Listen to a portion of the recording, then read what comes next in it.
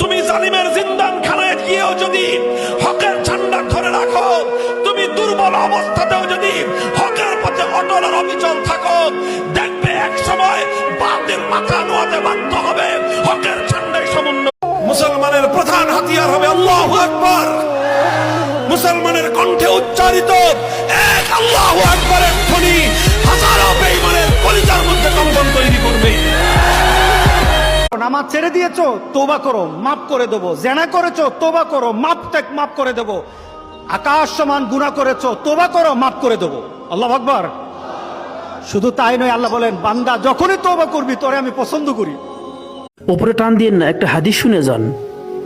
আমরা সেই নবীর উম্মত যিনি নিজের মেয়ের জন্য জান্নাতের সুপারিশ করবেন না, অথচ আল্লাহকে বলে রেখেছেন আমার একটা উম্মতও যদি জাহান্নামে যায়, আমি নবী আপনার বানানো জান্নাতে প্রবেশ করব না।